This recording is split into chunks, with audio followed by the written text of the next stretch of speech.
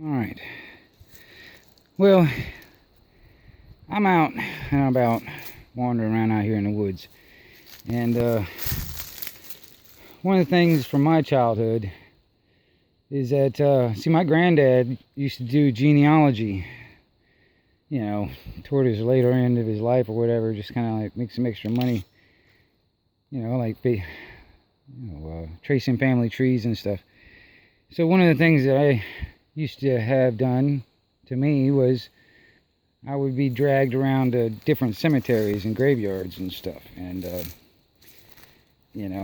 while he was at getting names and dates off of headstones and shit like that.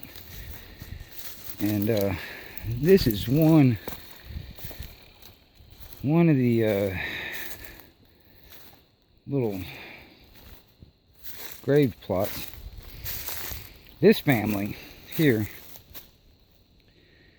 was evidently kind of well off, because unfortunately in this day and age of the when it comes down to talking about slavery and all that other stuff, back then you had to be pretty well off. You had to be pretty have a lot of money. Well, this family, evidently, I don't know the details of it, but that's the family right there. Now, starting here back where those little deals right there are, that's where the house slaves are buried. That's where they're buried. They got to be buried inside the fence. The house slaves. Now, you look over here. See that one right there? There's somebody buried right there. And there's a couple others around here too, outside of the fence. Those are the field slaves, from what I understand, according to my granddad. Now, my granddad's not an expert, but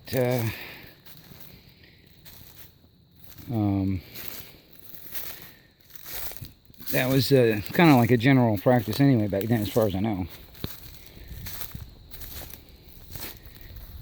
But you had to be pretty well off. So I'll tell you this, for all this misconceptions that it was just everyday Joes and common people that had slaves, that's a lot of bullshit. You think about the tax bracket you had to be to actually own slaves. You had to, here, I'm going to go sit over here on this bench. Try and stay in the shade if I can. But, you had to be pretty well off. You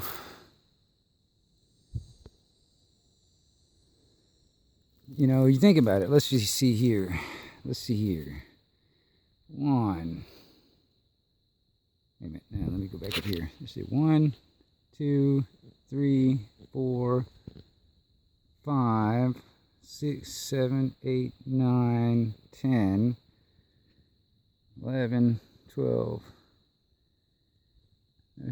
13, 14, 15 probably. There's a few of them missing. Let's say 16, 17, 18, 19, 20, 21. Let's say it's about 21. Let's say about 21, just because some of these markers are not there anymore or whatever. But let's say about 20, 21 house slaves. All right, now you had to feed them, you had to clothe them, had to keep them healthy or they wouldn't work. And then you had all the field slaves, they're buried out there somewhere. There's a few of them out there, actually. And then you just had to do the same thing with them. You didn't really have to feed them all that much, and you didn't really have, you did have to keep them healthy where they could do hard work. Now, the house slaves, they didn't do as hard. Most of them were women, children. But that's what I'm saying. It's like this misconception that some people might have about people that were slave owners. They were not like the blue collar or whatever you want to call it. Not even the white collar, whatever you want to call it. These were people that had a shitload of fucking money. What would be considered the elite of today. All right, now, and I've said this story before, but back in the day, when there was house slaves and field slaves, if the house or the slave master's house happened to catch on fire, all right, all them field slaves there, they'd be sitting off in the distance hoping for a breeze, burn that damn thing to the ground to where there's nothing but ashes. But these house slaves, they ain't had it so good. You know, they got food, clothes, to be around in a house to live in. They ain't had it so good. They don't want to go back to the field slave scenarios. They'd try to sit there and actually get some water to put the house out, so a slave master's house don't burn down. But they're still slaves. They're not free. They just happen to help their master save what they got, because they think they ain't had it so good. The problem is, today, it's the same way. There's a lot of people out there just complacent with today. You know, they ain't had it so good. You know, they got a pretty decent job, you know, a nice place to stay. They got enough money to spend it on stuff and, you know, and all this other stuff, you know, whatever. They ain't had it so good. So they don't want it to stop, because it's a pretty sweet deal, whatever they got. So they don't want it to stop. And they don't believe they're slaves. Even if they do believe, even if they know they're slaves, they don't really believe it. And then on top of that, they don't want it to go away. They want to stay that way. And yet they'll be buried right here inside the fence, you know, just along with slave masters.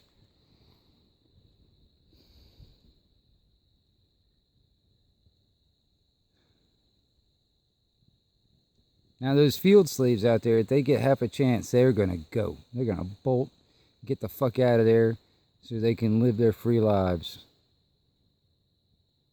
Or put these slave masters in the ground, and then they'd be free also. But you got to get rid of that mentality of the slave master and slave. And we're just kind of like replacing it with economics today. You know, the people with the money rule over the people that don't. And the people that don't either are out there or in here.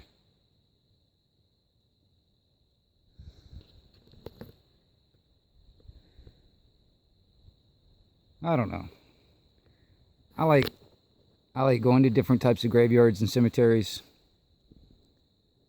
I mean, like I said, I used to do it a lot when I was a kid, getting traipsed around with my granddad to all kinds of stuff all over Florida, really. All over Florida, mostly. But this happens to be pretty close to my house. And it's just out here in the middle of the damn woods. You know? Just out here in the woods.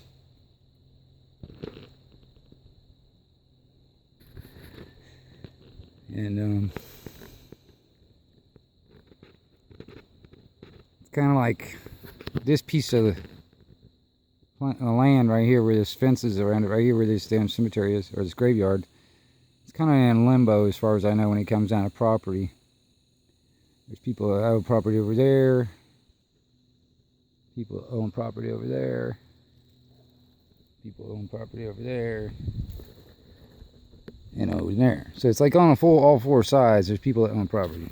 This is kind of like, you know, right in the middle of the four corners, I guess. But, anyway. I just wanted to say hi to all y'all out there in the Matrix, and hopefully everybody's having a good weekend, and I'll catch up with you later. 11:22. Wingnut on out.